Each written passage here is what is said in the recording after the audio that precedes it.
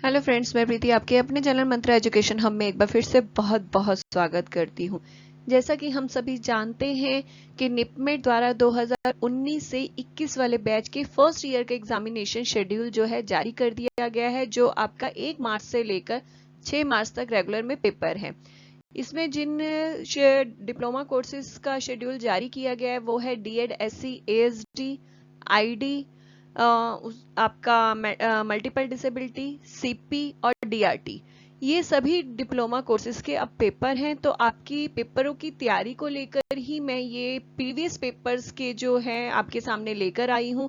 ये previous paper जो हैं आज हम बात करेंगे डीएड, एससी, एएसडी की 2019 वाले जो हैं पेपर आपके सामने फर्स्ट ईयर के लेकर आई हूँ। लेकिन हाँ, इसके अंदर जो है एमआर जो है आपका, आईडी वाले जो बच्चे हैं, सीपी वाले जो बच्चे हैं, यानी सभी डिप्लोमा कोर्सेज के जो बच्चे हैं उनको कॉमन पेपर जो है जरूर देखने हैं, क्योंकि बहुत सारे क्वेश्चन जो है सिमिलर से आते हैं। तो प्लीज आप ये जरूर देखिएगा, पेपर नंबर 1 और paper number 2 introduction to disability education psychology, इस पे जरूर नजर मारिएगा। तो चलिए बिना वक्त जाया किए हम आगे बढ़ते हैं। लेकिन हाँ, आगे बढ़ने से पहले वीडियो को लाइक और शेयर जरूर करिएगा, जिससे ये प्रीवियस पेपर सभी तक पहुंच सके।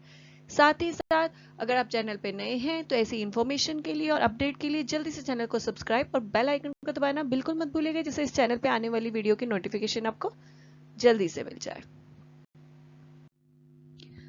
सबसे पहला पेपर आपके सामने है introduction to disability. Introduction to disability आप देख सकते हैं, पहले आपके जो सभी पेपर हैं 60 नंबर के आते हैं और आपका पूरे पेपर 4 भागों में बटे हुए हैं, ए बी सी डी। सबसे पहला जो पार्ट है आपका वो 5 नंबर के होते हैं और 5 ही सब पॉइंट्स उसके अंदर होते हैं जो आपको सारे करने होते हैं, कोई चॉइस नहीं होती है। इसके अंदर ज्यादातर एब्रीवेशंस आती हैं, लेकिन ऐसा कुछ नहीं है कि फिक्स है कि एब्रीवेशन ही आएंगी। तो आप देख सकते हैं लास्ट ईयर डैशेस भी आई हुई हैं। तो आपको हर चीज के लिए रेडी रहना है, आपको कुछ ज्यादा इसमें नहीं करना है। एक एक नंबर के ही क्वेश्चंस होते हैं, तो एक एक लाइन में आपको खत्म करना है। डैशेस है तो एक एक वर्ड में आपको इसे देकर खत्म करना है। ज्यादा मुश्किल डैशेस नहीं है, आप देख सकते हैं सीधे सीधे से क्वेश्चन है।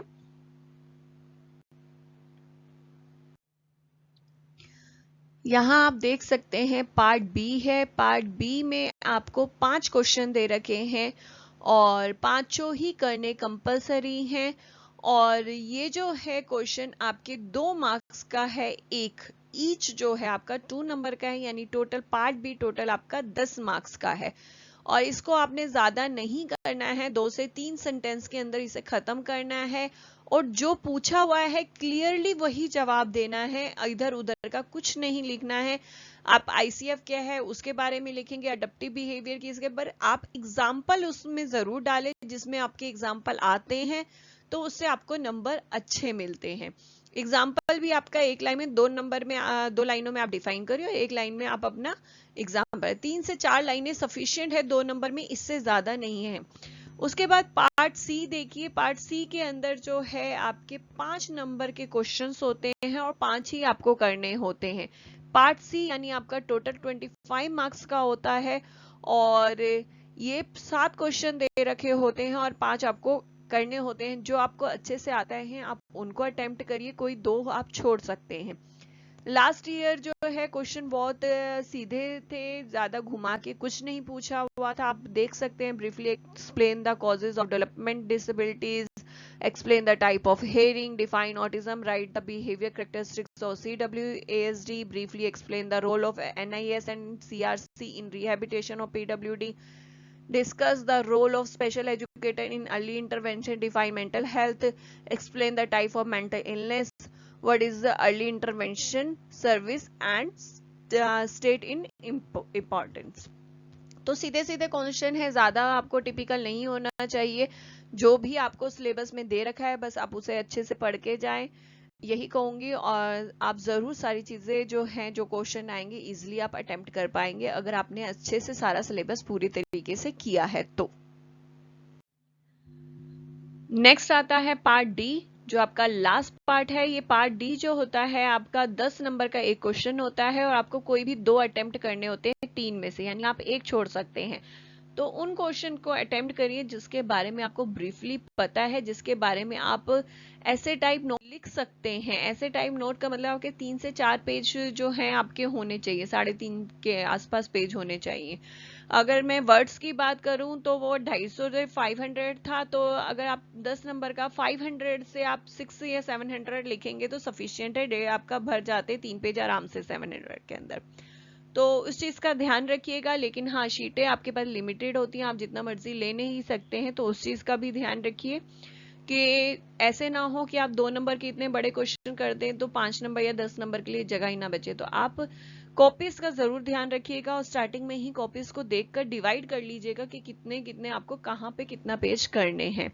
और अब यहाँ देख सकते हैं कि ज्यादा टिपिकल क्वेश्चन नहीं आए हैं last year. What is the prevention? Explain the type of prevention. Briefly explain classification of intellectual disability. Define cerebral palsy and thus explain its type. तो उसके बारे में आपको सारा डिटेल में बताना है, उसके टाइप। और हाँ, आप जब 5 नंबर के या 10 नंबर के क्वेश्चन कर रहे हैं तो एक चीज याद रखिए, सबसे पहले आपसे कुछ भी पूछा हुआ है तो उसके बारे में कॉन्सेप्ट करिए, कॉन्सेप्ट लिखिए। फिर देन उसके बारे में डेफिनेशन लिखिए। देन उसके बाद आप जो चीज पूछी हुई है उसे अच्छे से एक्सप्लेन करिए। देन उसके बाद आप कंक्लूजन लिखिए। तो ये कॉन्सेप्ट आप 10 नंबर में जरूर रखेंगे, तभी आपको नंबर मिलेंगे। नेक्स्ट पेपर जो है आपका देख सकते हैं एजुकेशन साइकोलॉजी है। एजुकेशन जो साइकोलॉजी आपका 60 मार्क्स का, क्योंकि सभी पेपर जो है आपके 60 मार्क्स के हैं। पार्ट 4 भागों में बटे हुए हैं, part A B C D. और पार्ट ए जो है आपका वो 5 नंबर का होता है, 5 क्वेश्चंस हैं, एक एक नंबर के, सभी आपको करने जरूरी हैं।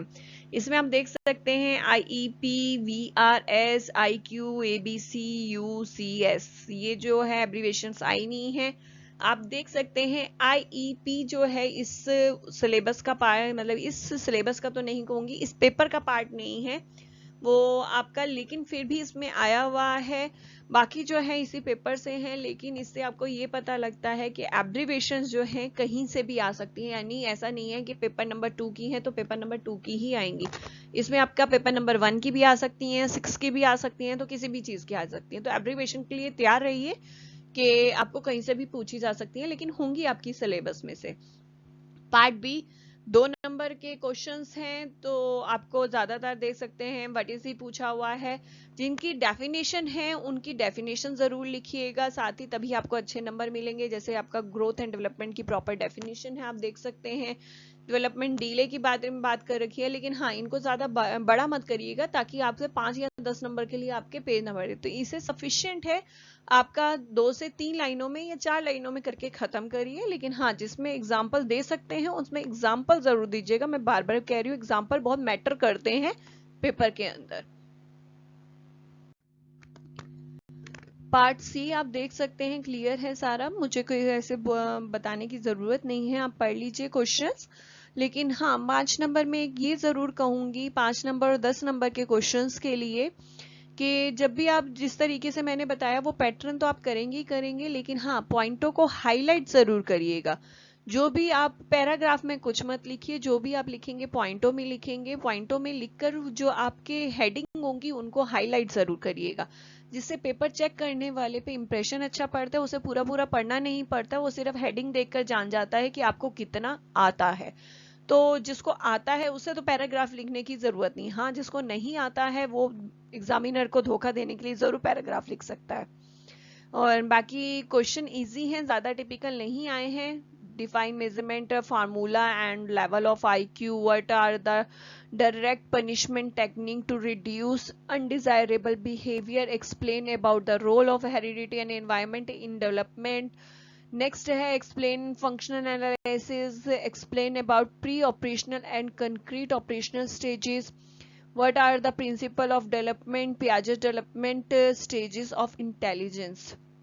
आप यहाँ देख सकते हैं बहुत अच्छे से क्लियर कर रखी हैं सारी चीजें, ज्यादा टिपिकल नहीं है, सीधा सीधा पूछा हुआ है। प्री ऑपरेशनल और कंक्रीट ऑपरेशनल स्टेज पियाजेट की है तो उसको एक्सप्लेन करना है। पूरी पियाजेट की थ्योरी नहीं दे रखी है, सिर्फ जो है आपका स्टेजेस के नाम दे दिए, उसको एक्सप्लेन करना है। कोई घुमा के क्वेश्चन नहीं है। ऐसे ही पार्ट डी के अंदर भी है, पर हाँ याद रखिए तो इसके अंदर जो है आपके जो घुमा के ज्यादा क्वेश्चंस आते हैं वो आपके प्रैक्टिकल वाले जो आपके ये उस वाले पेपर होते हैं जो प्रैक्टिकल बेस्ड होते हैं, उस पे आपको थोड़ा सा प्रैक्टिकल्स क्वेश्चन पूछ लिए जाते हैं, तो आपको लगता है घुमा के है, तो वो वाले जो थोड़े से टिपिकल हो जाते हैं करने, अगर आपने वो भी प्रैक्टिकल किया होगा तो बहुत अच्छे से हो जाते हैं। लेकिन इन दो पेपर्स में ज्यादा आपका थ्योरी बेस्ड ही होता है, तो सीधे क्वेश्चंस आते हैं, ज्यादा घुमा के नहीं आते। 10 नंबर के भी क्वेश्चंस हम देख लेते हैं एक बार, इजी हैं। What is education psychology, explain the nature, important and scope और एजुकेशनल साइकोलॉजी। बहुत कुछ है इसमें लिखने के लिए, तो ध्यान से लिखिए कि ऐसे ना हो नेक्स्ट 10 के लिए आपके लिए पेज ही ना बचे, तो लिमिट में लिखिए और ध्यान से लिखिए।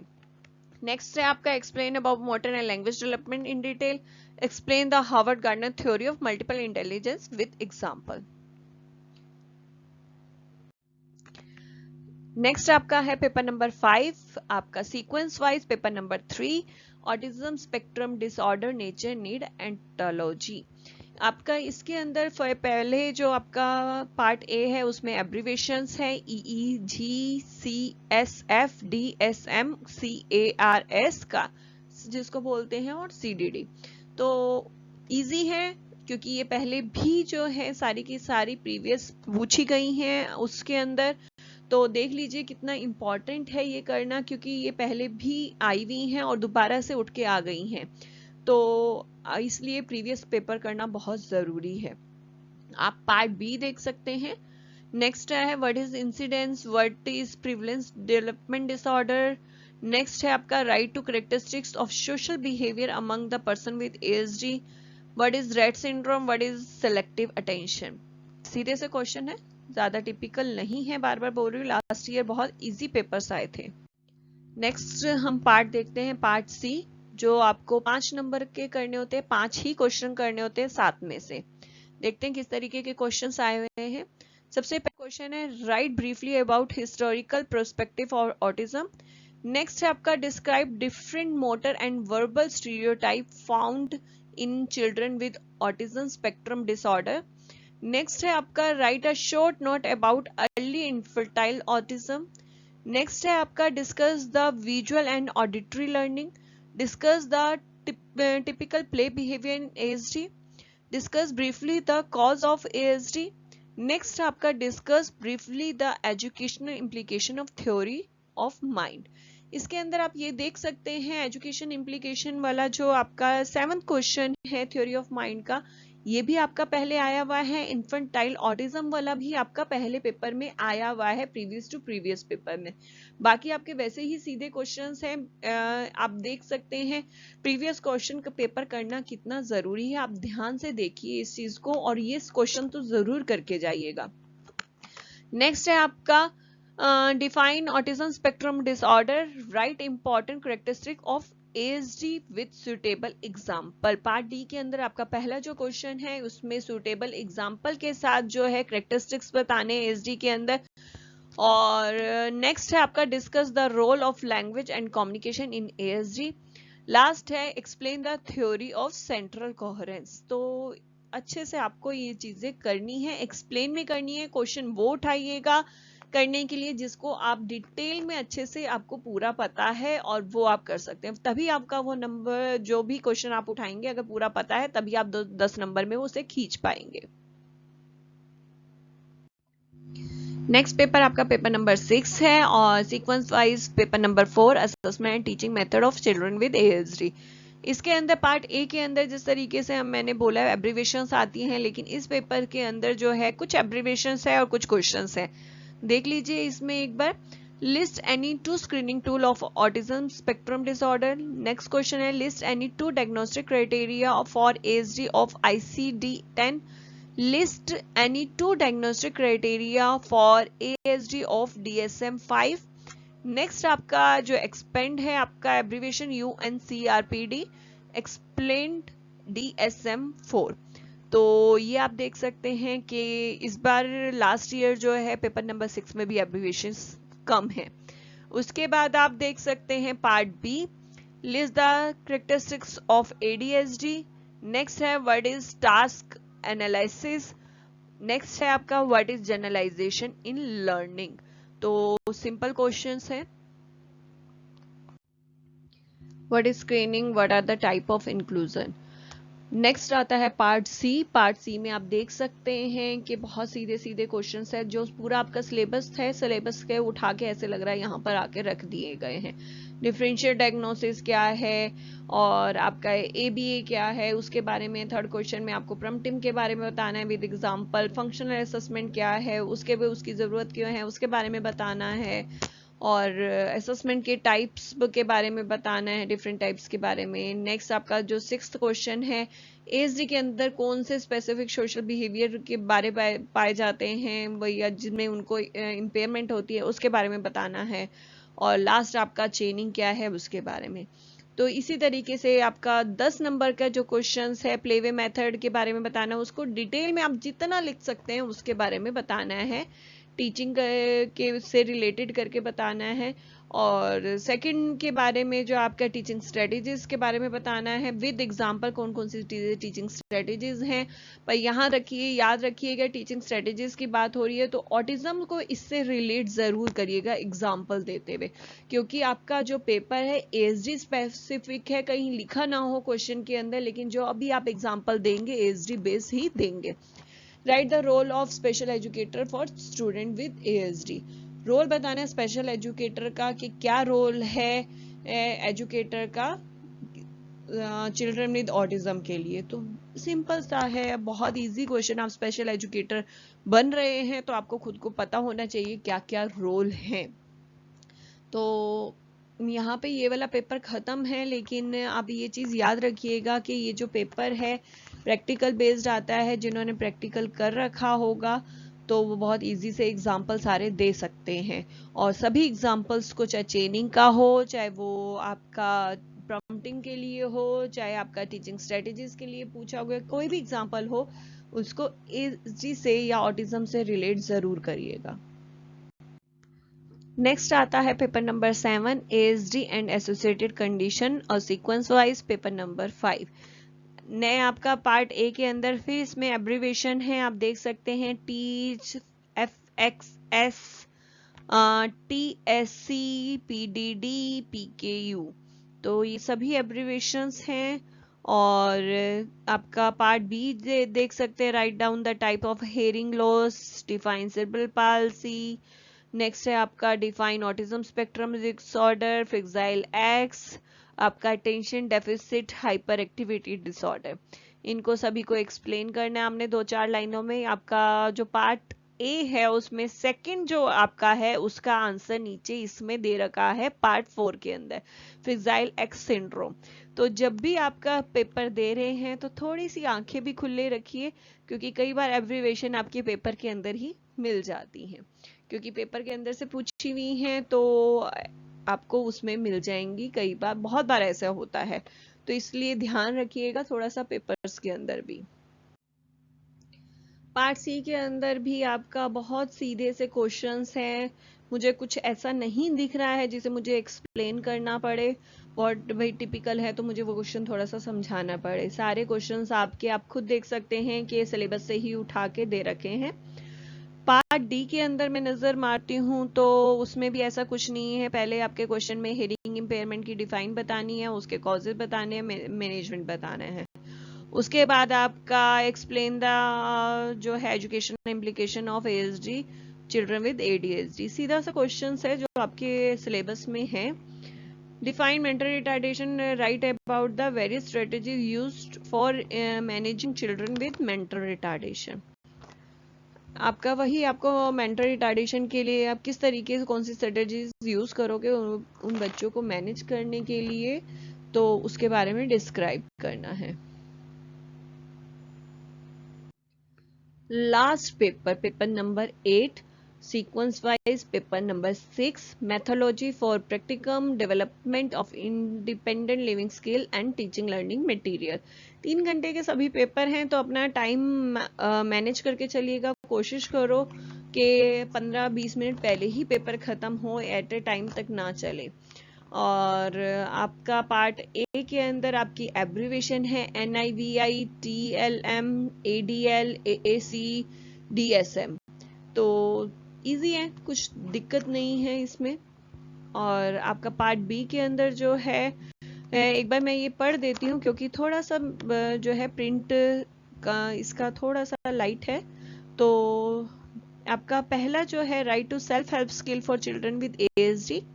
नेक्स्ट है आपका what do you mean by pre academic skill. Next है आपका what is functional academic. Next है write name of 2 auditory aids. Next है write two daily living skills for pre vocational level. तो सीधे सीधे क्वेश्चंस है, मैं बार बार बोल रही हूँ क्योंकि कई बार क्वेश्चन बहुत टिपिकल से आ जाते हैं जिसको एक बार सोचना पड़ता है, लेकिन ये जो क्वेश्चन से लास्ट ईयर आए हैं बहुत इजी आए हैं। उम्मीद करती हूँ कि इस साल भी इजी आए। यहाँ पार्ट C है आपका, आप देख सकते हैं सभी क्वेश्चंस एक बार पढ़ लेते हैं। Discuss about the teaching of dressing skill, write short note on whole word reading. Next है how do you develop environment awareness among children with ASD। Next है write short note on functional literacy. Next है write short note on electronic aids. Next है आपका how do you develop interpersonal relationship among person with ASD at vocational level. Next है आपका discuss visual aid use for teaching children with ASD। इसमें आपका आप देख सकते हैं प्रैक्टिकल बेस्ड क्वेश्चन है, क्वेश्चन नंबर 3, क्वेश्चन नंबर 6 और क्वेश्चन नंबर 7। ये आपका सिलेबस से बिल्कुल एग्जैक्ट नहीं उठा के दे रखा है, थोड़ा सा प्रैक्टिकल इसे बेस्ड बनाया गया है, तो आप इसे कर सकते हैं। अगर जिन्होंने प्रैक्टिकल किया है वो बहुत इजीली ये कर पाएंगे। इंटरपर्सनल रिलेशनशिप आपने पेपर नंबर 5 में पढ़ा है कि वो होता क्या है, अब उसे आप डेवलप कैसे करेंगे, तो आप पेपर नंबर 6 की टीचिंग स्ट्रेटेजीज और इसमें जिस तरीके से प्रोसेस बताया जाता है पेपर नंबर 8 में, वो सब मिला के आप लिख सकते हैं। लेकिन बस ये याद रखिएगा वोकेशनल लेवल है तो उसके हिसाब से स्किल सिखानी है। उसके बाद आपका पेपर नंबर पार्ट डी के अंदर आप देख सकते हैं ज्यादा टिपिकल क्वेश्चंस नहीं है। आपको मील टाइम एक्टिविटी का टीचिंग प्लान बनाना है। टीचिंग प्लान का मतलब कोई भी आप एक एक्टिविटी उठाएंगे, टीचिंग प्लान आपका लेसन प्लान से रिलेटेड आप जो है पूरा प्लान बनाएंगे। उसके बाद आपका जो है नेक्स्ट क्वेश्चन है discuss functional academic and its use to for children with ASD। Functional academic के बारे में डिस्कस करना है कि ASD बच्चों के लिए किस तरीके से यूजफुल है और कैसे आप सिखा सकते हैं। नेक्स्ट है आपका व्हाट इज AAC क्या है, discuss its type of utilisation for children with ASD, कि वो कैसे यूटिलाइज हो सकता है चिल्ड्रन विद ऑटिज्म के लिए, ऑटिज्म स्पेक्ट्रम डिसऑर्डर के लिए। तो यहाँ पर आपके सभी पेपर खत्म होते हैं। उम्मीद करती हूँ आज का सेशन जो है आपको पसंद आया होगा और यूजफुल लगा होगा आपके लिए। अगर किसी तरीके की क्वेरीज हैं, कुछ प्रॉब्लम है, तो आप कमेंट सेक्शन में लिख सकते हैं, मैं जरूर सॉल्व करूंगी।